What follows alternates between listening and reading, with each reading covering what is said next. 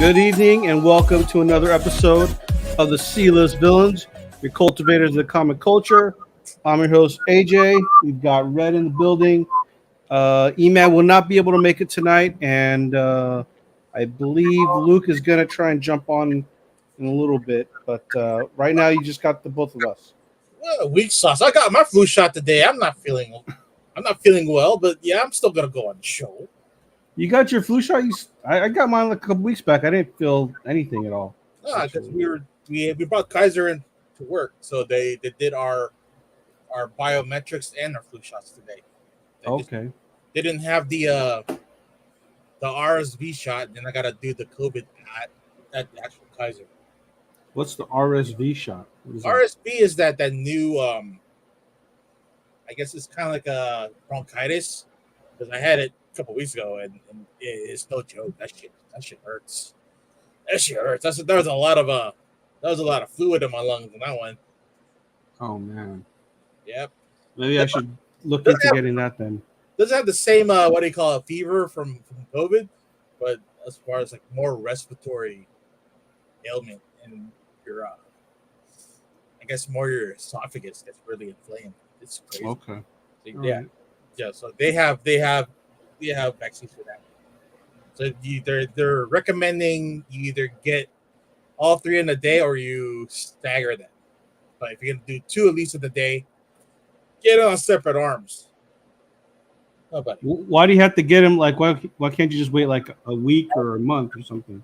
You don't want to like take because normal people can't take multiple days off just to go to see the doctor, right?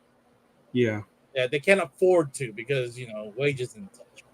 What is something flying around? What was that I just? Yeah, there's a moth in this room. Okay, I was like, what was that? Yeah.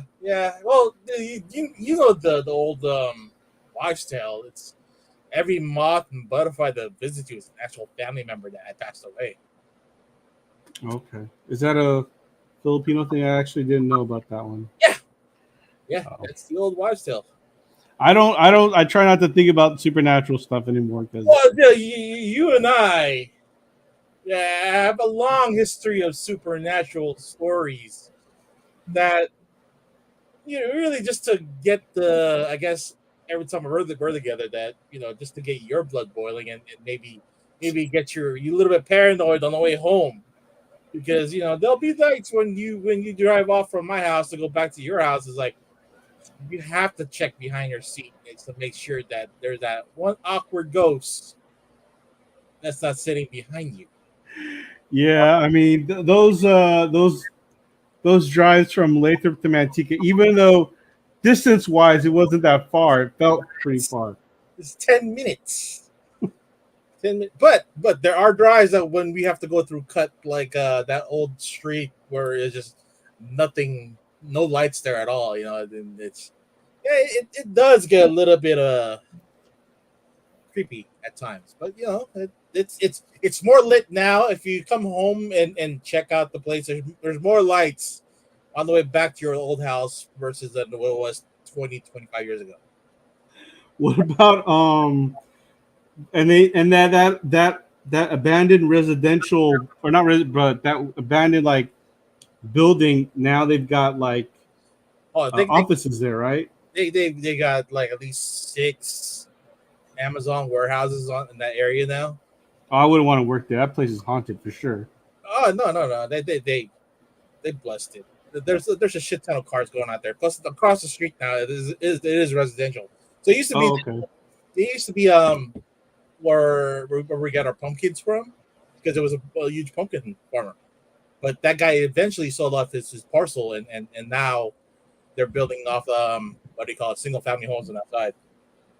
Do they still have now? I mean, we're talking about 209 history now, but do they still have Oakwood Lake? No, that's the only thing that's left from there is the runoff pond from I forgot where whatever the San Joaquin River ends. It's a runoff pond, but that was feeding Oakwood Lake Resort. But now since that's gone, they built a Great Wolf Lodge right next to Costco, so that's your That's where you Oh, get your perfect. water park fun.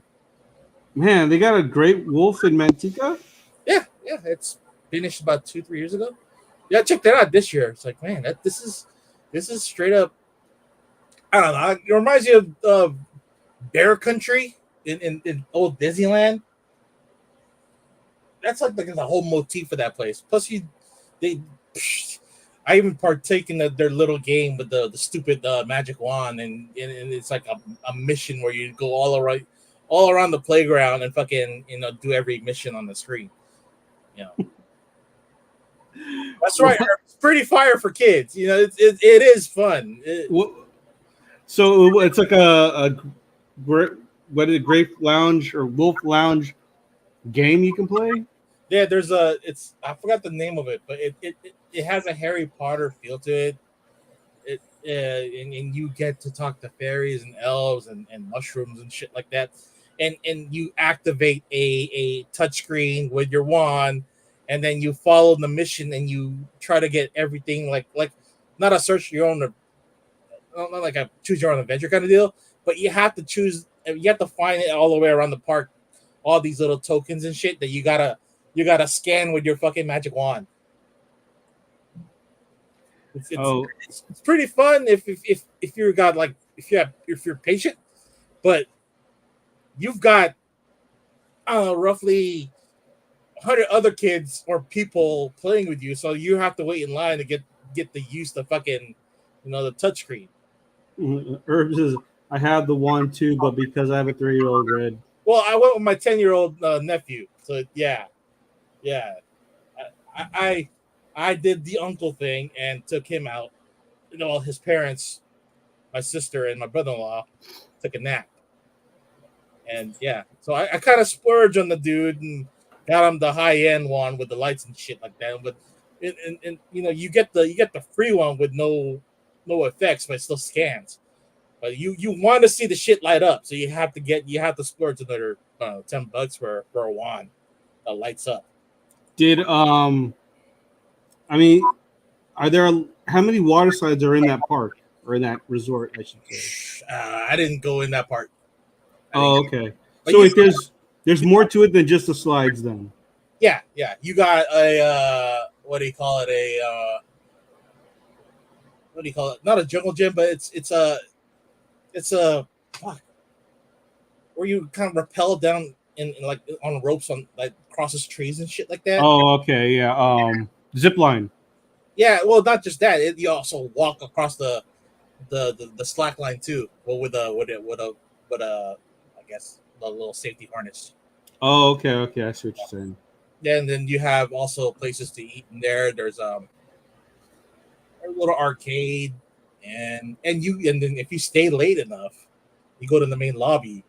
They throw a concert for the kids, a concert and dance hall. So Okay. it's I say it's cheesy, but it was still pretty fun. Damn Is right, it, Herb. is it expensive? Yeah, yeah, it's pricey, but what are you gonna do in a small town? Yeah. Like the price of admission really is already comes with the hotel room that you rent that you know take in for the night. Okay. Since we're on this subject, how's is Stockton still pretty ghetto, or is it cleaned up a little bit? Define ghetto. Like the the crime rate per capita, is it still pretty high? Crime. I don't Or you don't venture out there anymore? I don't see it because I don't venture out for it. But the homeless problem is skyrocketing. Oh man. The but because of the cost of living is going up, that there's a lot more people not able to afford a roof above their heads. But as far as crime, it's there, but you don't see it out in the open. We have a mutual coworker who was murdered not too long ago, at least 8, 10 months ago. There was a Yeah, I know this guy, or like yeah, from your work. remember from Marie Callender's Okay. through the Sal Dubade. Um, Yeah, you probably would. sounds familiar. Was he a cook? He was a busboy. Okay. Did he start like around the same time I started? It started like a little later, but you were there with Jeanette and with the other crew. But yeah, the dude got murdered when by the what do you call it, serial murderer that was roaming around stalking, Oh fuck. killing just transients and I guess people walking at drive-throughs and shit. So wait, did he fall on hard times then or what? Oh no, he went to go Carl's Jr. to go get food Oh, for his fiance, and then oh he just man. got caught up in the mix with this guy who and, just pulled up the pistol and shot him right there. Damn. Jesus. Hey, that's stalking for you. Yeah. Man, that sucks for him though. So sorry for that, his family and everything. Um, Yeah, yeah. what about the mall? Is it still pretty dead now? Is it dead now? I don't know. The only time I like come near that place, I don't remember when the last time I was in near that place. It's there. I mean, there was talks of I guess remodeling and revamping the place, but again, it's since COVID era happened, just the the shopping experience hasn't been the same. Yeah, I think that's for a Competition lot of. with Amazon has really depleted business for any kind of brick and mortar. I mean, a lot of people a lot of malls are doing that whole outdoor thing, outdoor, uh, you know, Yeah, yeah, mall experience. yeah. I mean, that's already a plenty in SoCal, but here in Stockton and in NorCal, it's like everything's still indoors.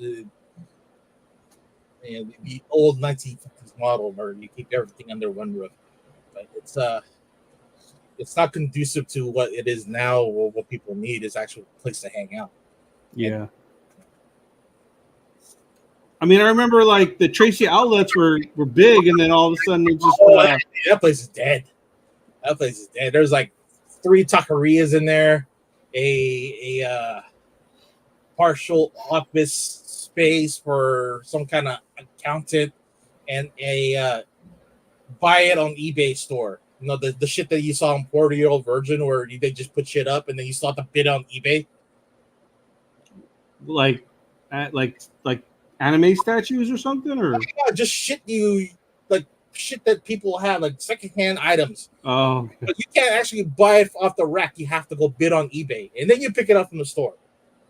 that's weird. I've never heard of that. I guess he's doing all right. I mean, he's been there for more than 10 years now. But even that place is like it has doubled as a what do you call it, a venue for at least 2 conventions, 2 comic conventions there. Oh, that's right. Wasn't that Kevin Eastman Kevin had a Eastman, thing there? Yeah. Kevin Eastman was there for that first time. And then the second year was okay, and then after that, he discontinued it because the venue was no longer available to them, and then they had to move it out to Pleasanton, so over the Altamont. Okay. I know we're supposed to do some geek talk here, but I gotta ask you since we're on the subject of 209. I mean, do you think you're gonna be living there in the 209 for the rest of your life? Oh no, no. Well, okay. You're the rest of your life until you retire. Probably not either. Not that either. Actually, I have no plan. I'm just going off whatever wave I'm on right now. So if this wave dies, I'll just find another wave to ride on and just surf that in all the way to death. I don't know. There's always it's complacency is kind of it's kind of you get stuck in one place and then that's not me. I can't be stuck. And that's what I spent the first 20 years of my life was moving around, working at places. you saw it, and now I'm like here. I've been here for roughly over 10 years now, so I think it's that time to like, find something new. But at the moment, I can't go yet. Okay. Yeah, because it seemed like you were going to be a SoCal native, and then Vegas, and then back to SoCal. Yeah, we'll see how the money goes right now. It's just weird. Maybe it's even time for like a career change. okay. What would you do? Oh, what do you want? What should we do, Kylo? I think we're gonna open a pet shelter. Yeah, I think we're gonna do that. We're gonna sell our comic books and then open a pet shelter. Okay. Then All right. live on an island somewhere. Well, I mean, I know that at some point you're going to want to retire to the Philippines. That's for sure. Oh yeah, I got. Yeah, we have a hotel there. I have to end up running after the parents are gone. So that's the other thing in my horizon. So are your parents officially like living out there now, or are they traversing back and forth? Yeah, it's that 3 months in, 9 months out. Come here to pay taxes and go back to the hotel. And that's basically that's it then, right? That's what the Yep. And this is gonna be home base. So there's always a place for them to stay here. so what I'm assuming they come around like between March, April, May, maybe. Yeah, yep. And they take off around June. If not, they like to extend their stay a bit longer. But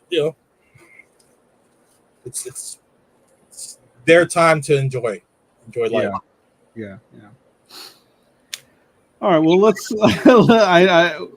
let's I guess get into a little bit of some geek talk. Much of a tangent of getting to know our lives here. It's okay. That's what it's all about. Getting to know your villains. We all have a villain story. We were heroes before, and then maybe a tragic event happened in our lives, and now we're on our villainous arc. We've lived long enough to see ourselves as villains. Yeah. A la Dark Knight. Yeah, even if we're not villains, we're anti-heroes. Yeah. We didn't die as heroes. We lived long enough to become villains. So Herb says, "Marry rich, and that should always be the goal." You know what? I've tried, but anyone who's rich is not. I'm not sexually attracted to. That's the problem. it's hard to get it up. Whoa. Especially at this age. Especially what now? Especially at this age. Yeah, the little blue pill to help out with that. All right. Let's talk a little bit of that Loki season 2, which I have you watched both episodes? Yeah, watched at least 4 times now. All right. Then if you've watched it 4 times, please explain to me the story because I'm completely lost. I don't understand what is going on. This branch thing that they're trying to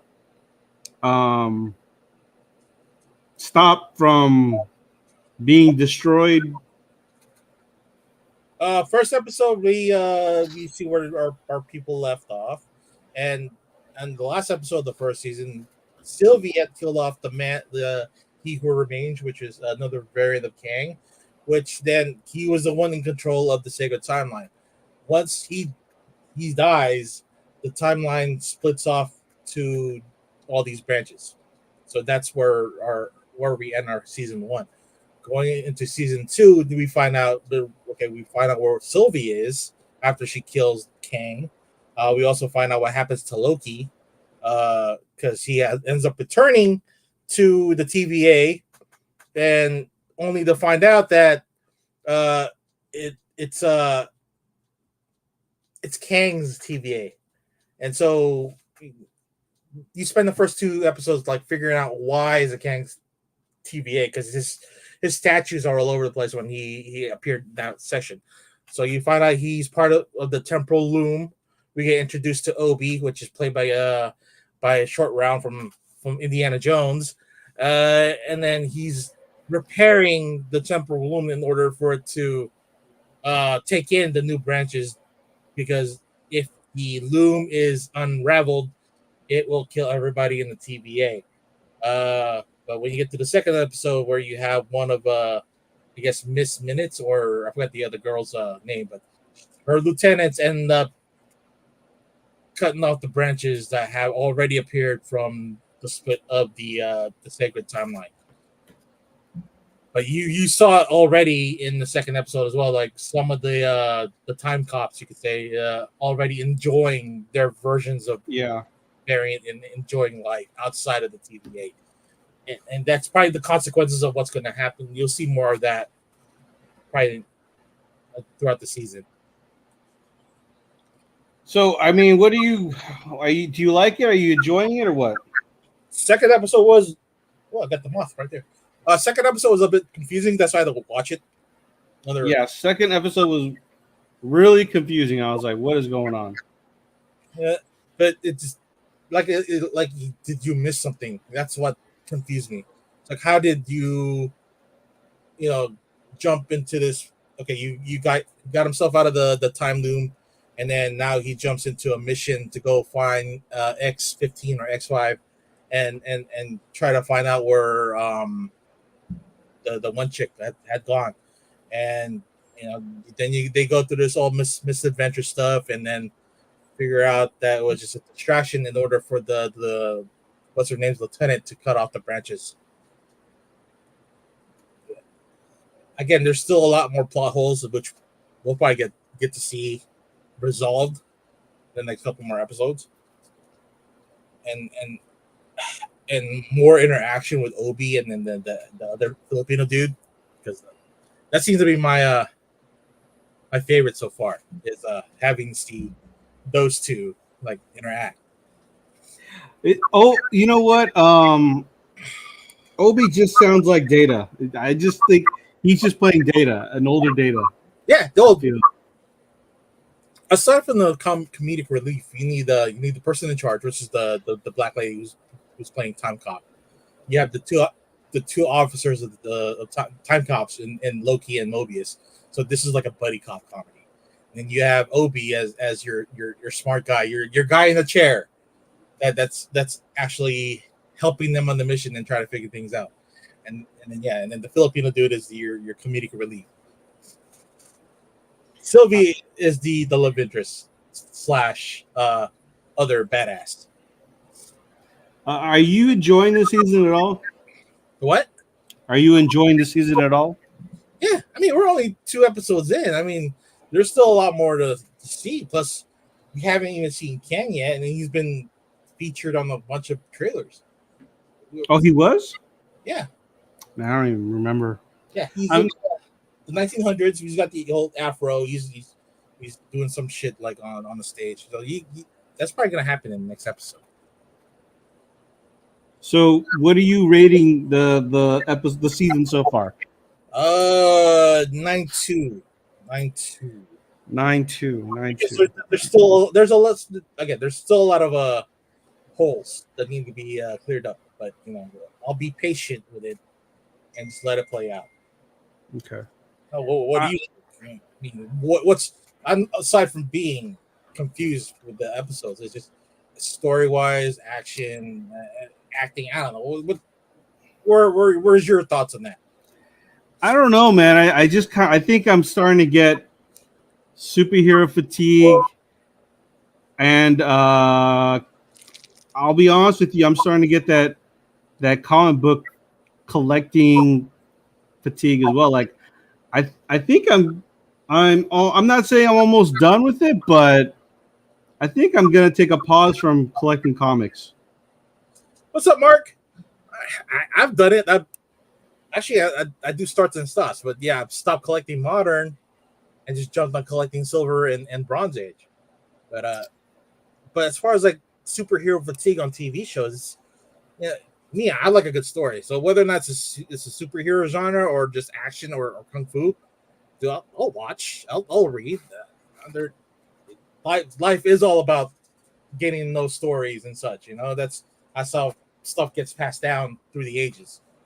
Right. But that's the thing. Like, I feel like I'm just trudging along with watching most of these Marvel Disney shows. Like I'm not, they're Well, not you're doing it that much for me. you're a consumer, so yeah, you don't have to be force fed whatever they give you. So if you're into something and then all of a sudden now you're kind of just like, okay, I'm not over it, but I'm just like, I'm gonna take a break and then I'm gonna come back to it when I'm ready because there's other stuff going on or there's other interesting things to do or watch.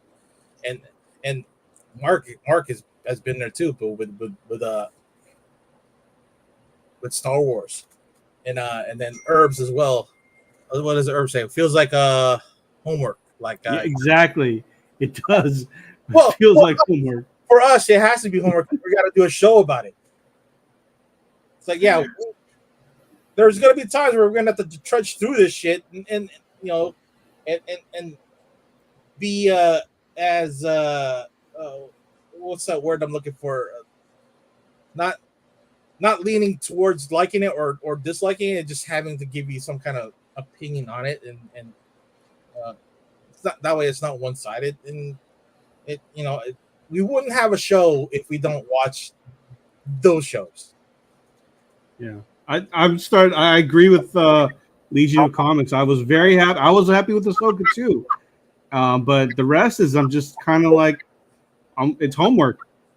And before I would actually watch shows, analyze it, try to get ready for the show, and have for our show so that I have really good talking points. Now I'm just like, okay, I'm watching it. And, all right, here's my rating, and I'll try to remember what I want to talk about. Yeah, you just need to find some kind of inspiration in order for you to really enjoy things. Yeah, you don't.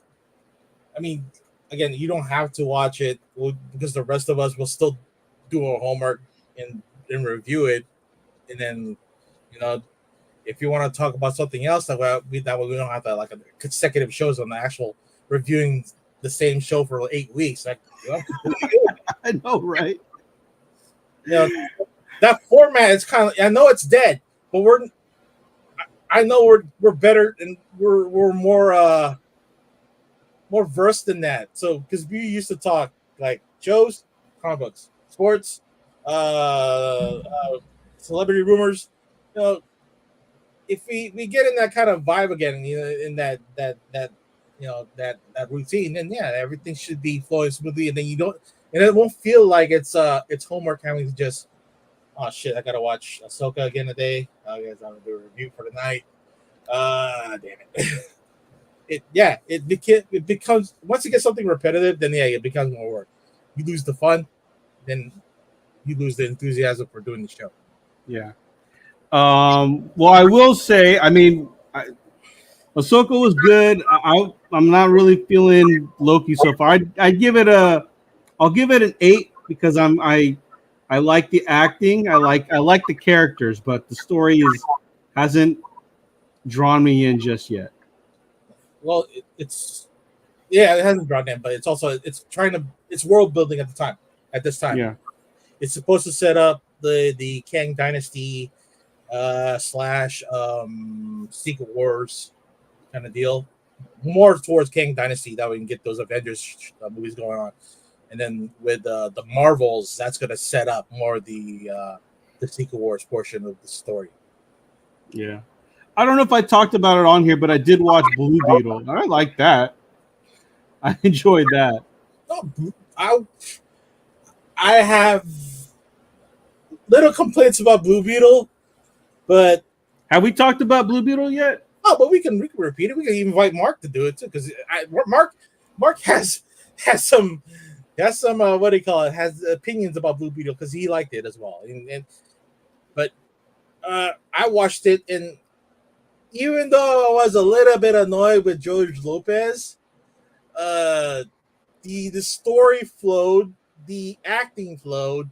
Uh, it felt more a Power Ranger esque kind of superhero type, and but the surprise at the end with not the main antagonist, the secondary antagonist become an actual hero saving the day.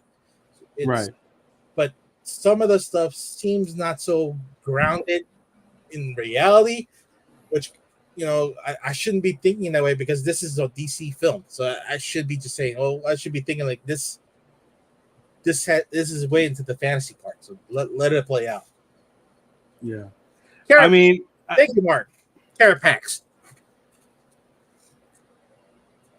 okay, yeah, yeah. I will say that maybe I'm a little biased as well because the actor Zolo, I'm going to butcher his last name, so I'm just going to say Zolo, the main character from obviously Cobra Kai. Like, I root for him. I like his character, so I want to see more of that character. I want to see more of him being Blue Beetle. Yeah, yeah. I think he's a perfectly cast person to play that part. Um, Mark had said it earlier on the show where it seemed like it was slated for a low budget, straight to streaming kind of movie, but since the failure of Batgirl and you know they decided to pump more money into Blue Beetle to make it better, that way they could release it into theaters. That Yeah, actually made it more palatable for an audience to like really enjoy it.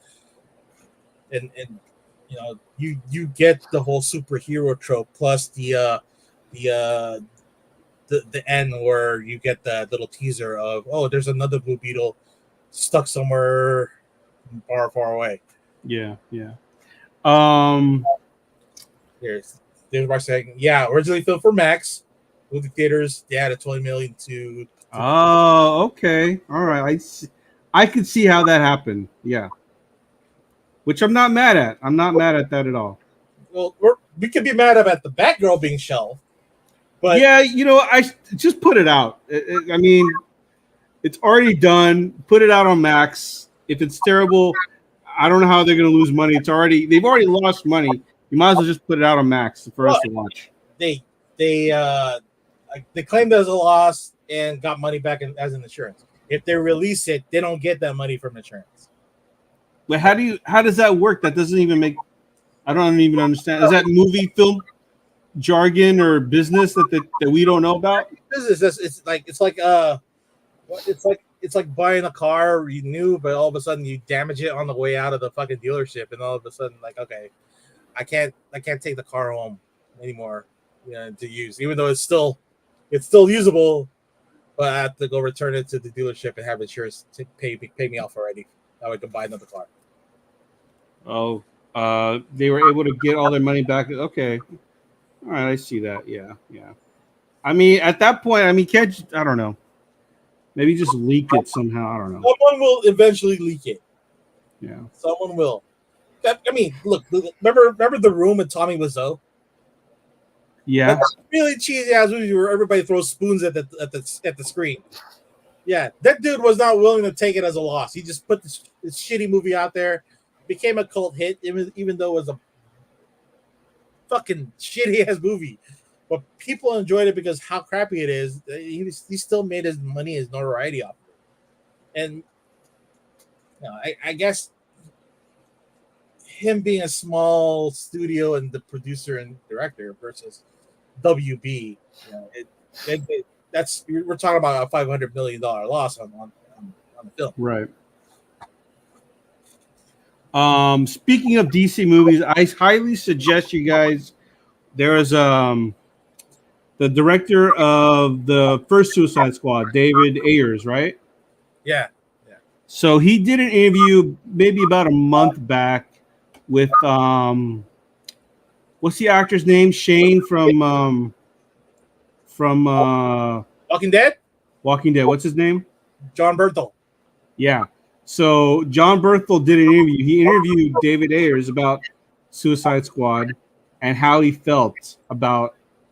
Basically, I think his direct quote was, "Imagine the love of your life being fucked by the person you hate the most."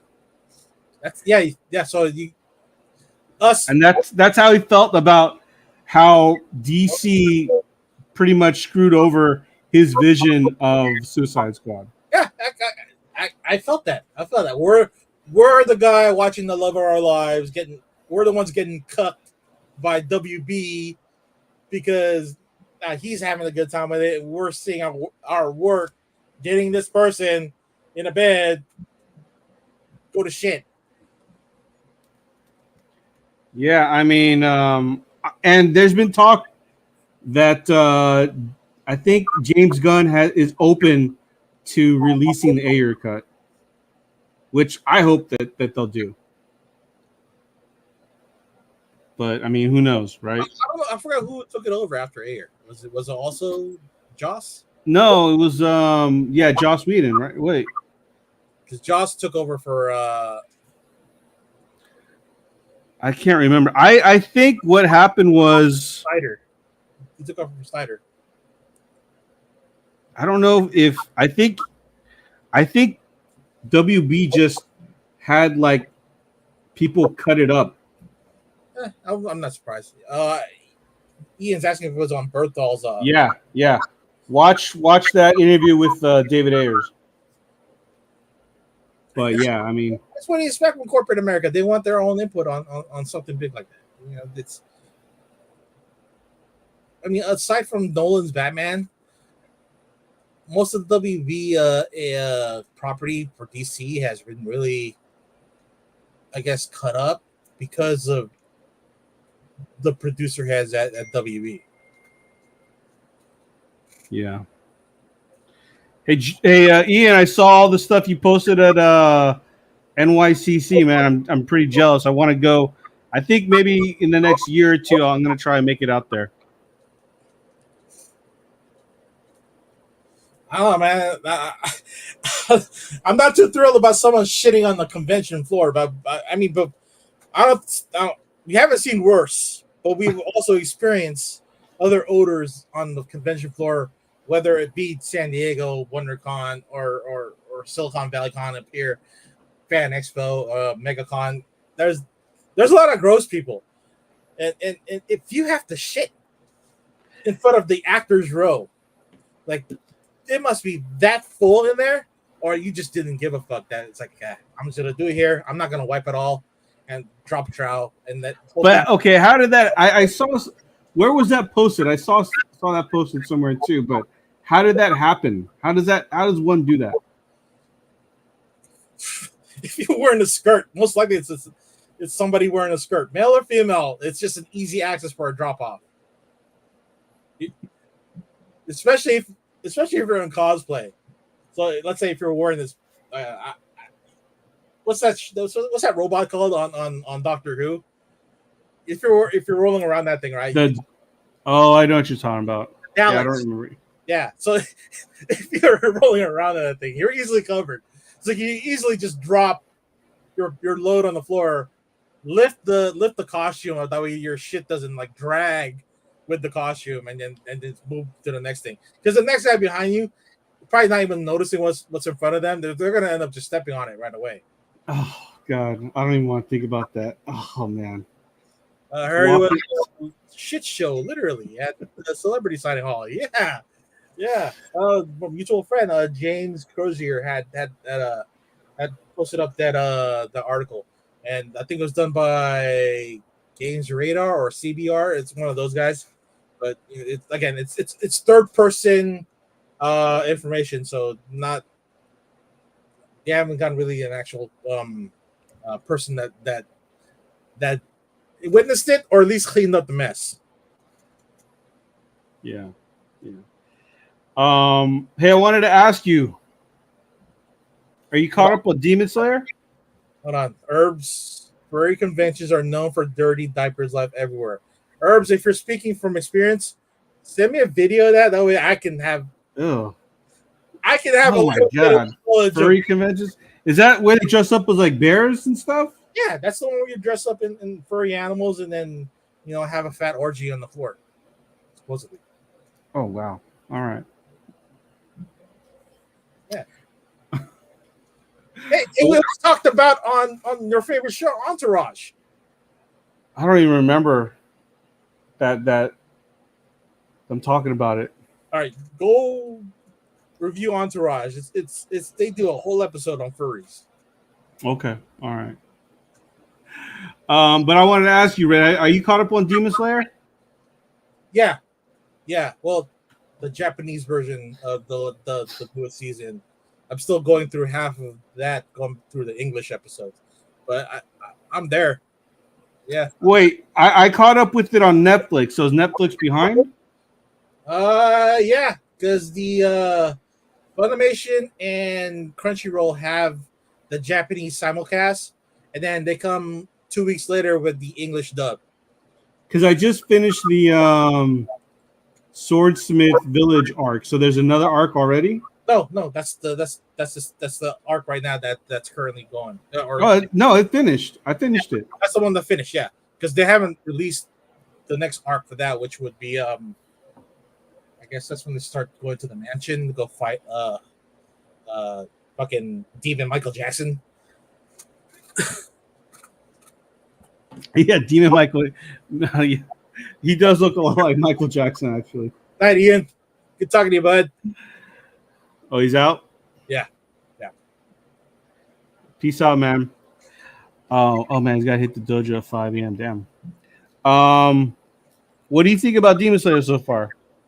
Oh, it's a little unfortunate that they didn't get to use Zenitsu and Inosuke for this arc, because I wanted to see how they improve on their skills. We got to see more of the other masters and how The Hashiras? yeah, the Hashiras, and we get to see what's his face improve on his skills. So it's nice. Plus, they get to fight two more upper demons. Washi, one, two. Who was it? Eventually four. One of them was like 4 or 5 of them, though. Yeah. And then you got the base guy who shooting fish, and then there's another one. The one that the guy had emotions. There's only 2 of them. Oh yeah, The yeah, the one that's the one with the 5 demons in. Yeah, yeah. I mean, I'm digging the dude. The animation in Demon Slayer is so good. Like, I don't even know. I can't tell if it's drawn digitally or if it's like all like straight up, hand drawn, because it looks really good. No, it's a mix. It looks like it's a mix. So yeah, a lot of the cleaner lines, the cleaner pan around the character, that's all digital. If it's like just straight up action, and let's say it's an actual sword fight, I think that's all hand drawn digital cells. Yeah. I mean, I'm digging it, man. You're not watching My Hero, right? Academia? No. I'm saving that for a rainy day. Okay. I mean, it's good. Along with not One Punch Man, but the one that I already have a live action show on Netflix. One Piece. Yeah, I was gonna say, have you started watching One Piece yet? Oh, not yet, because again, saving that for a rainy day. Until it becomes homework, I'm gonna save it for a rainy day. Okay. All right. Fair enough. Yeah. There's a lot of other stuff going on. I mean, The Walking Dead, Daryl Dixon just finished. Rick and Morty came out last on Sunday night. So the new episode. It did? I gotta watch. I didn't know that there was a new episode. So you get introduced to the guys voicing Rick and Morty and Mr. Poopy Butthole. They're spot on, but their cadence is still kind of off. But maybe later episodes, it gets better. But it's the similarities are there that it's negligible. There, that it's it's not just annoying, but it's still there. So the voices are just a little off. A little off on just the cadence, because being the original character and creator Justin Roiland, he lived those characters. So when you get a voice actor to do it, it takes a bit for them to really catch on and actually take on said characters. Yeah, I'm gonna have to watch it. I didn't even know that new episode was on. I mean, I thought they were gonna bring back Justin Roiland because he who's found innocent or something, right? But then there's other stuff going on. They're still working out the not the logistics, but the actual sentencing and you know they Cartoon Network and all the I guess corporate entities that controls it want to keep their distance away from Justin Roiland until as such that the whole business with the law thing is over. So I mean, is it worse than what Amber Heard did? I think it's equal. So maybe he's gonna be blacklisted for life. It's Well, Amber Heard's working though, so she's working, but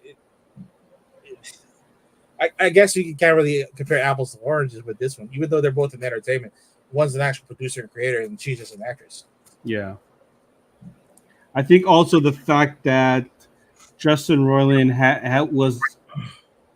was in a position of authority, maybe. So not to say that Amber Heard wasn't, but he probably used that position of authority to a little bit more to his advantage than he should have. Yeah, you get more, I guess, cred if you're aside from being an actor and being producer creator. You have a little bit more leeway as far as pulling your weight around. Yeah, but on his stuff, really, it happened on his personal time. Same thing for Amber Heard, but she was also dating another bigger celebrity than her. Yeah. Anything else you want to throw out there? Oh, how is The Walking Dead? I mean, honestly, you're the only person who I know who's still watching Walking Dead. I need to finish Dead City because I didn't get bored with it. I forgot all about it, and I jumped into Daryl Dixon. That one's actually pretty good. It's gotten more like Book of Eli kind of type of thing, or there's a chosen one. He has to keep him safe, and then because he was born of a zombie, and he is supposed to be the answer to the virus, the zombie virus. And is what's her name on the show too, Carol? No. But they the surprise was for this last episode was she ended up getting her own show anyway, which was the Book of Carol, under the same banner of or at least timeline of Daryl Dixon's adventure in Europe. And how did Daryl Dixon? I mean, now I'm just inquiring because I'm not going to watch the show, but I want to know, how did he end up in Europe? It's a rough explanation. He was on the boat, and because he was doing some kind of work with a bunch of I guess freelance. I don't know what do you call it? Just people just doing like random shit, right? And he just got caught up in their stuff, and because he was just needing gas or whatever for trade in order to help him on his quest. So he ends up on the boat, and it was boat full of zombies that they were trying to take to Europe, and then for them to do tests on. And the whole thing going on in Europe is that there's a group, not the OCR, but some other group that's actually taking zombies and making them into super zombies, so they could run, have skin that could burn you, and spit. Jeez, what the? Yeah, it's they upgraded the zombie madness on that one. Did they ever bring back Rick Grimes? That show is gonna be next spring with him and Michonne. So we get to. So there's a lot of spin-offs going on for Walking Dead. Right now, there's a total of 4, actually 5. We're gonna finish off Fear the Walking Dead this end of the year, and then you'll end up with the 4 spin-offs. And they still have the Maggie and Maggie and Negan are on Walking Dead City, which it's set 5 years from when they were finished off at the Commonwealth, and they're in Manhattan searching for Maggie's son, who got kidnapped by Negan's old lieutenant from back in the what do you call it, the Savior. Okay. They're not going to do some weird crap where they hook up though, right? No. I haven't seen it yet, but I don't think they want to do that because Yeah, that would not be cool. Negan is still married to the lady that we saw him with back in the old last episode of Walking Dead. He has a kid with her. Maggie, however, is still mad at Negan, so she still wants to kill him. Understandably so, I But would that say. one, however, the zombies in that one, yeah, falling zombies from office buildings, so that's actually pretty fun. And they just splat all over the street. Then you got a mutant zombie that's like fucking like human centipede, all like like an amalgamation of fucking bodies. It's fucking it's nice. It's so again, amping the zombie to a whole different level. Okay, so I don't know if you've heard of this. So first of all, it's on Netflix. There's an actual, I think it's well, I saw the anime Zombie, called Zom 100, yeah. But there's also a movie, I think. yeah, that's the one with the zombie shark. Yeah, I saw the anime. So I guess the live action had the zombie shark too. Yeah, at the end of that flick, they were at the aquarium, and the zombies had gotten into the shark tank. Yeah. Shark. Yeah. And then the shark melded with the other zombies in order for it to walk on land, then attack. I forgot the main character's name, and so I don't. You can say they jumped the shark by making the shark a zombie. But they jumped the shark, which is fun. I mean, So you watched the movie? yeah. I'm still working towards the animated series. Oh, you got to watch it. The anime is great. I mean, that's one thing. I've been kind of on. I've been trying to catch up on a lot of anime. So I caught up with Zom 100. I caught up with Chainsaw Man. Caught up with Demon Slayer. Caught up with Bleach. Yeah, I've been watching not a lot, but I've been trying to catch up on all the animes that I've wanted to catch up with. Well, it's waiting for the other thing to be released. The one we missed on in San Diego was the Akira Toriyama. I guess that desert. The movie, yeah, it's not going to come out till next year, I think. Okay. Well, then there's also that chibi version of Dragon Ball Z that's supposed to. I saw that. You saw that, right? Yeah. Well, you know what? We haven't played a trailer in a while. Can we find that trailer and just Sure. do a little review of that? Let's find it. It's just fill in what everybody else is, all what you've been doing. While I look for it. That's it. Dragon Ball. Man, Daima. that's it. Dragon Ball Daima teaser trailer. But yeah, for anyone out there who's big on the anime thing, send me some recommendations because I've been really on a mission to watch a lot more anime these days. I mean, Netflix is full of good ones anyway. I mean, I'm just mad that they don't have the dub versions. At least not yet. Well, okay, so I used to be a sub, but you know what? The voiceover for English, Yeah. it's good. I'm okay with watching dub now. Yeah, it's the same studio that does Demon Slayer and Dr. Stone. It's the same guys. Yeah. All right, here's So- your. You want to hit play on this thing? Go ahead, go for it. All right, Dragon Ball Daima teaser trailer.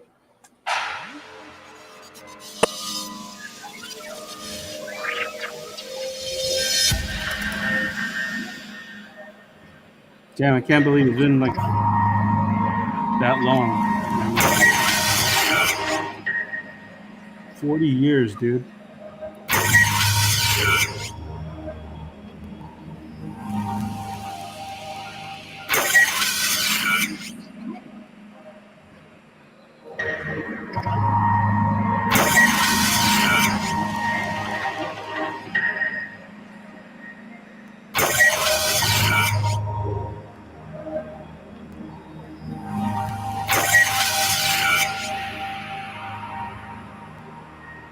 That was a good story right there.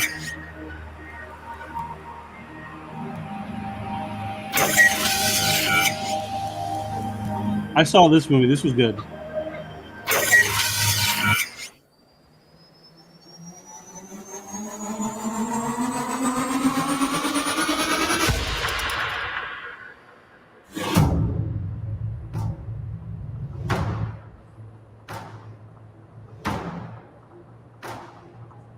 Okay.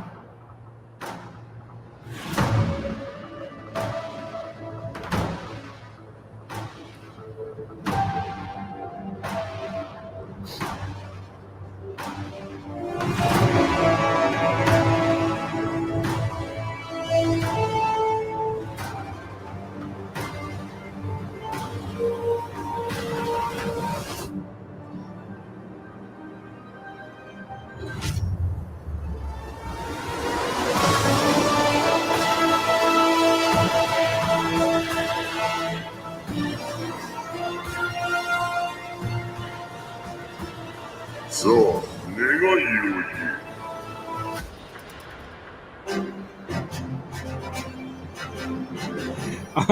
I'd like to see Vegeta as a kid.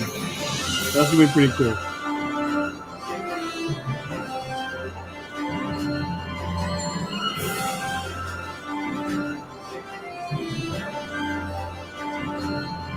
A bunch of them turned into kids.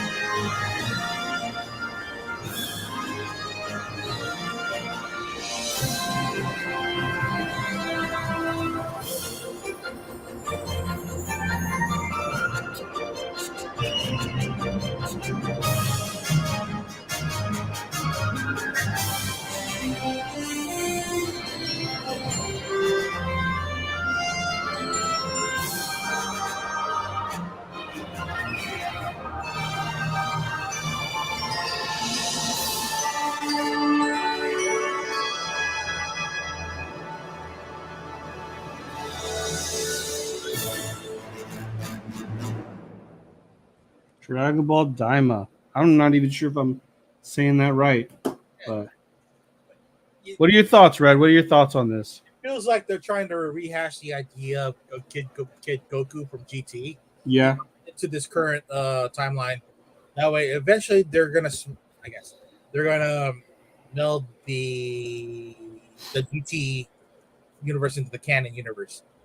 So then you have that kid version of Goku in Daima versus the GT version of Goku there. Because Yeah. what was it that they wished him back to be alive, but in order for that to really happen was for him to just be a kid?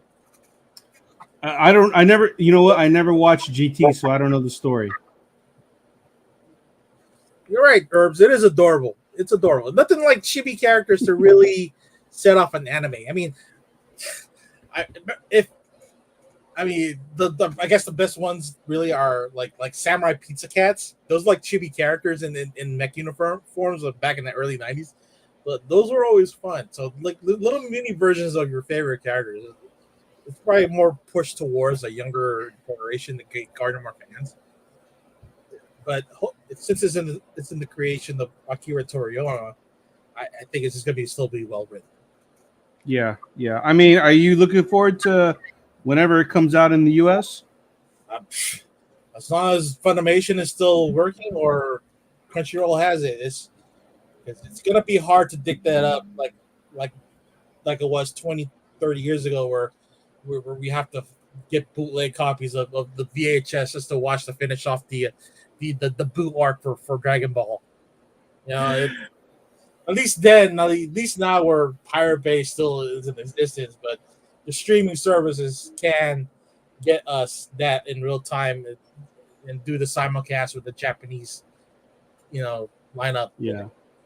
Give it to us the next day. And you know what? I mean, let's be real. Like, we all know that the jokes about Dragon Ball Z, how it takes 20 episodes for, one hit sometimes.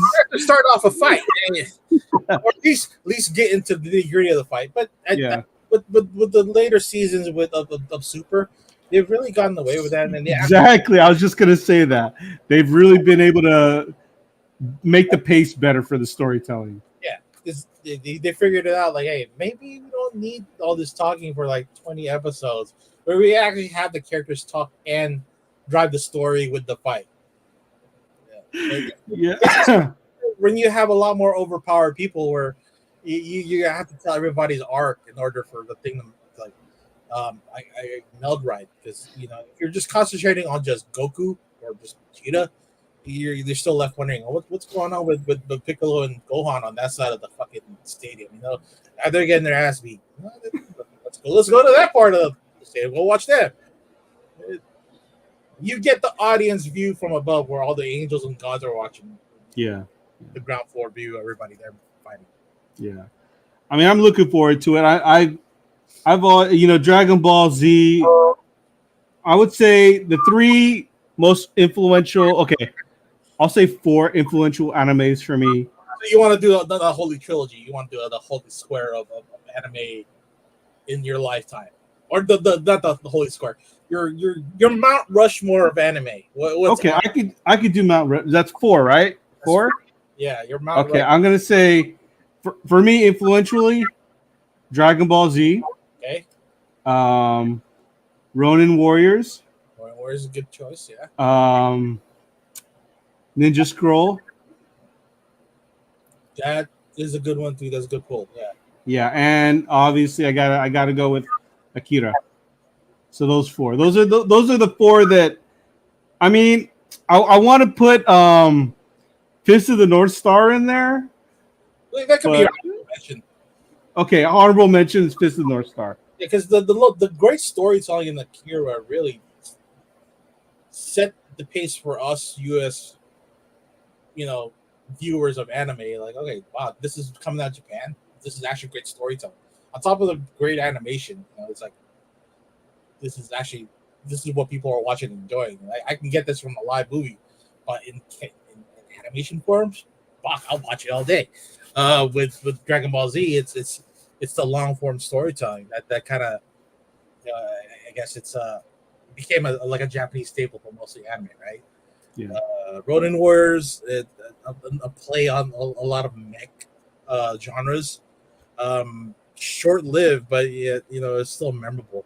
Yeah. Well, what about you? What's your Mount Rushmore? I'm trying to figure out what was your fourth one? Ninja Scroll. Yeah, Ninja Scroll. Yeah, that's the one that kind of introduced us to like hentai. Yeah. I wouldn't call that hentai. There was sexual. Yeah, nudity in cartoons was. That was very different. Yes. Yeah. You never got that in American cartoons. You got it in anime. You got tits on anime. That's what hooked the rest of us in there. My Mount Rushmore is Macross. Okay. All right. Astro Boy. Oh wow, Astro Boy. Okay. That was a good one. Voltron. And it was Vampire Hunter D. Ooh, that's a good one. Yeah. That I would. Yeah, I forgot about that one. Same timeline as Ninja Scroll, 8 Man After. I think Vampire Hunter D was actually probably my favorite. Okay. I mean, I can't. That Vampire Hunter D was also like that was one of those that when we were in high school, it's like, oh, you got to watch Vampire Hunter D. Yeah. I can't remember if it was just that particular movie or was it a series. I know I was gonna say because Battle Angel is my honorable mention, but I never got to watch the whole series because Blockbuster or Hollywood Video would never have the whole fucking series because some other dude stole the fucking VHS. I thought it was only like I could have sworn Battle Angel Alita was only like 3 episodes. No, I thought there was more. I thought it was a bigger arc than just the 3 VHS tapes at Blockbuster Video. Maybe I always thought it was. We didn't have the internet. 3. Yeah. Firm. So you know what? Let's ask Google how many episodes there are for Battle Angel. Not Battle Angel, not Alita, but let's see. Another one that people don't talk about is Appleseed. That was always a Blockbuster. That was always and Pat Labor. Oh yeah, that's right. Pat Labor and Appleseed were always available at Blockbuster Hollywood. Because it's Gundam and Macross, like the Wish version of it. it's still pretty good, but people want Macross and people want Gundam. Let's see, where is this thing? So the 2 episodes finished airing. Oh, I guess there was only 2 episodes. So it was. That's the thing. They could have done more though. They definitely could have done more to it. Yeah, well, I mean, you got the introduction to her, and then you get the introduction to the shit that thing in the sky, which they've done in the actual live action movie. But then you're kind of left hanging, I guess, because the popularity wasn't there, that they didn't add more to the story. Add more to the story, yeah. That's disappointing. I'm not gonna pick those up. Do you ever like when you were at high school or whatever? Did you ever go to like Suncoast and look at all the? I went with you. I drove you to Suncoast to look at that shit. That shit was expensive. It was, and we would never buy any. I would never buy anything. I would just like look at what they had. Pricing it like, okay, when am I gonna get this? All right, when I get a job, I'm gonna buy this set. We were looking at the Dragon Ball Z set. I guess it was the Cell Saga. I think it was going for like $120 for that set. Not at Suncoast, but it was like FYE for your entertainment. Oh, okay.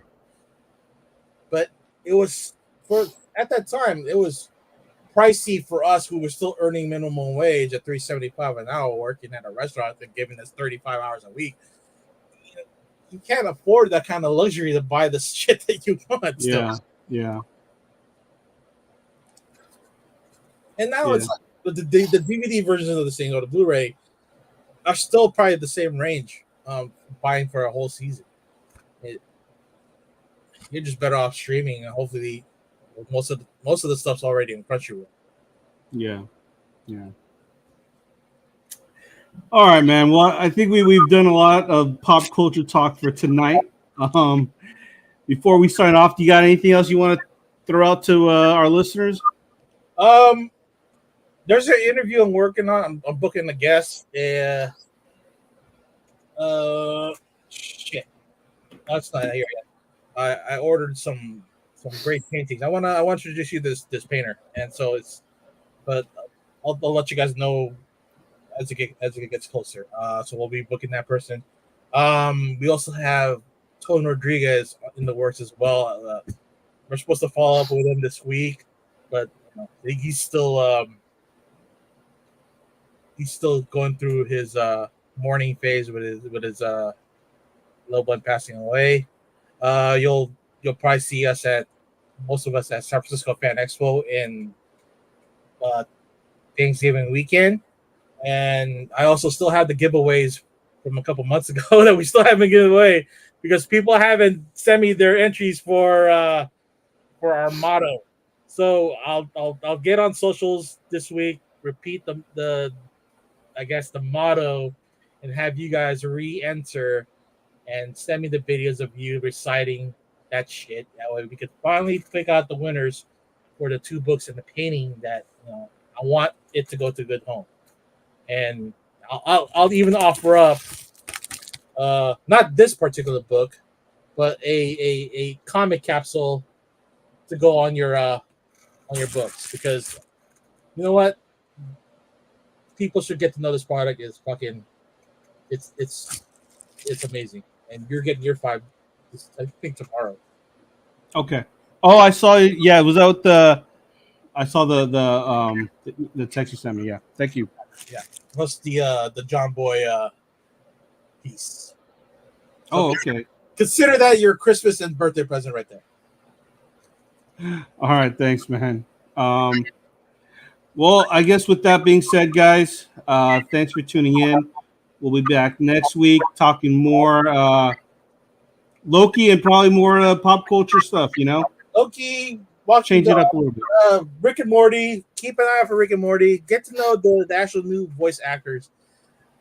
Yeah, you won't probably tell the difference as much. I mean, yeah, again, like I noticed the cadence, but I watched that series religiously, so I know how Justin Roiland talks. If you're just a casual fan, jump in, man. It was a funny episode. Premiere for season 7. All right, well, there you go. All right, guys. Well, thanks for tuning in, and we'll see you guys all next episode. Peace out. Thanks again for listening to another episode of the Sealess Villains Podcast, your cultivators of the comic culture. Make sure you follow us on Facebook and email us at sealessvillains@gmail.com. You can also leave us a voicemail or text us at 209-975-7597. Be sure to join Luke Week's Facebook group, Rare Keys and First Appearance Comics. And you can follow us on our 2 Instagram accounts, Sealess Villains and Sealess Villains Podcast. Lastly, follow the villains on their separate IG accounts, at Luke Weeks, at C-List Villainous Red, at C-List E-Man, and I am at AJ the Comic Collector. Thanks for listening.